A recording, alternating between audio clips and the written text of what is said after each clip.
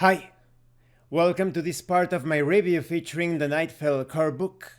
If you haven't seen the other parts of my review, featuring this dark setting for Dungeons & Dragons 5th edition, where the sun has been murdered and darkness threatens to suffocate the world, please check out the playlist in the description below. This time we are going to continue with the Warlock and Wizard archetypes. We start with the Warlock patrons, 3 sources of arcane power. We have the Sedir entity. Divine sparks reside in the cosmic darkness. Those who are and always will be. Those who represent time and space. These beings without beginning nor end remain motionless to observe the flow of aeons. Among them, some turn their attention to the mortals of Yurmen. When it comes to the extended spell list of this archetype, you have things such as Augury, Blink, and Elastic Sphere. When it comes to some of the features, you have Consciousness of the Sempiternal. At first level, you can choose a skill each time you complete a short or long rest to become proficient in it. In addition, you gain expertise in that skill, meaning your proficiency bonus will be doubled when you use that skill. These benefits persist until you use this feature again after completing a short or long rest. You also have Aloof as the Cosmos. At 14th level, you can use your reaction to ignore the effects of a spell of 3rd level or lower that is targeting you or includes you as a target in its area of effect. This feature lasts until the end of your turn if the spell has a duration that is not instantaneous. This feature can be used once, then you regain its use after you complete a long rest. Then we have the Dying Prime patron. Few among mortals can listen to the lament of nature and the litany of elementals invisible to the eye. Encountering these entities, once supreme and ethereal, and now bound to the earth, can make champions of mortals who carry with them the slowly withering cry of life. Concerning the extended spell list, you have things such as Cure Wounds, Mass Healing Word, and Giant Insect. Concerning the features, you have things such as Everlasting Vitality. At first level, you have advantage on death saving throws. Whenever you spend a hit die during a short rest to recover hit points, you regain additional hit points equal to your charisma modifier for each hit die spent. You also have Tears of a Dying Earth. At 14th level, you can spend a bonus action and allow yourself to become a vessel of the residual energies of your patron for 1 minute. In doing so, you are coated with material of natural origin, such as vegetation, mud, lava, water, etc., depending on where you are located, becoming a majestic elemental-like creature. You obtain several benefits such as your size becomes large. You gain resistance to slashing, piercing, bludgeoning, fire, cold, thunder, and lightning damage.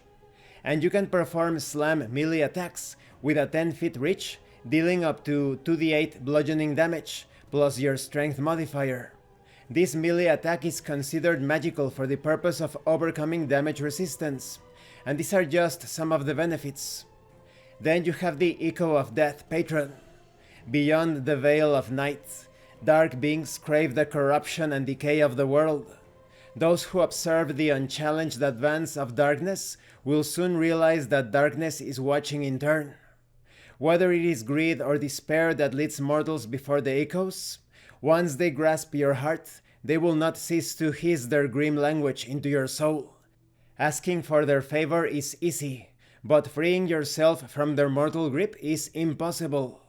Lagoran's fate stands out as a clear warning to anyone who approaches the echoes of death. When it comes to the extended spell list, you have things such as False Life, Protection from Poison, Black Tentacles. When it comes to the features, you have things such as Tolerated by Darkness. At 6th level, as long as you have at least 1 Warlock spell slot, you cannot be attacked by aberrations, fiends, or undead, unless they make a successful wisdom saving throw against your spell difficulty class. This effect ends on a specific creature if you make an attack or cast a spell that targets or includes in the area of effect the creature itself. You also have things such as Death to Death. At 10th level, as long as you have at least one Warlock spell slot, you can add a bonus equal to your Charisma modifier to the first damage roll you make on each of your turns, provided that the target is an aberration, fiend, or undead. Then we have a Wizard archetype, an arcane tradition, the School of the Moon. The School of the Moon explores the influence of Mirithland's star on the magic that pervades the world. Scholars belonging to this doctrine learn how to channel the moonlight and the forces of attraction the moon holds on the minds of mortals and the earth itself.